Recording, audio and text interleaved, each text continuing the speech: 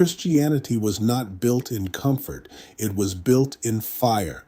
From the arenas of ancient Rome to the villages of modern Nigeria, from prison cells to burning stakes, the gospel has advanced on the footprints of those who refused to deny Jesus, no matter the cost.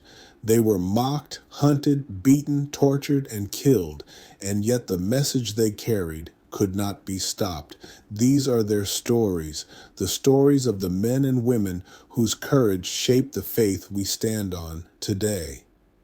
Episode 1: Nero and the First Roman Persecution. When Nero became emperor at just 17 years old, many believed Rome was entering a golden age. Guided by wise counselors, he began his reign with promise. But behind the scenes, ambition, paranoia, and his mother's influence began twisting his mind. Slowly, Nero descended into cruelty. Suspicion turned to violence, and the young emperor transformed into a tyrant consumed with power, fear, and bloodshed. Then came the night in July of AD 64. In a desire for glory and in a fit of sheer boredom, Nero wanted to witness something greater than the burning of ancient Troy.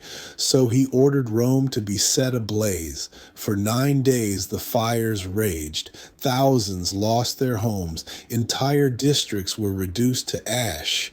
And when the people demanded answers, Nero needed a scapegoat. He chose the Christians. A decree went out across the empire. If anyone confesses he is a Christian, he shall be put to death as an enemy of mankind. And so began the first government-endorsed persecution of Christians, the first of 10 waves that would shake the empire for nearly 250 years. What followed was brutality beyond imagination. Christians were sewn into animal skins and torn apart by dogs and lions. Others were coated in pitch and set on fire as human torches to light Nero's gardens. Some were crucified. Some were thrown to wild beasts for sport.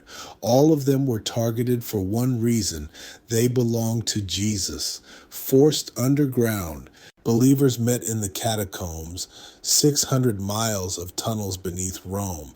There, carved into the walls, archaeologists found symbols of hope and courage: the fish, the anchor, the good shepherd carrying a lamb. Words like victorious in peace and Christ, live in God. The word of God is not bound. In contrast, pagan tombs carried inscriptions of despair.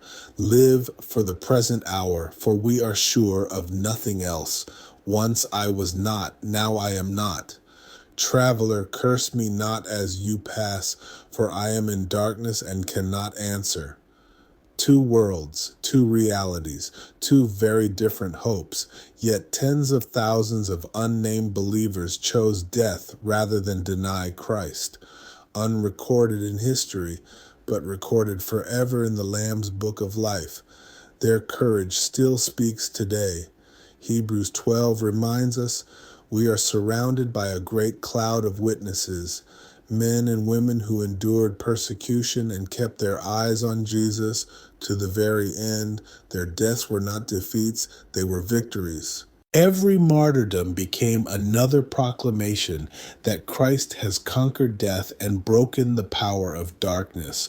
So as you run your race, remember their witness. Lay aside every sin, fix your eyes on Jesus, and never quit, because the same Christ who sustained them is the Christ who sustains you. Most religions grow weaker under pressure, but Christianity, it grows stronger.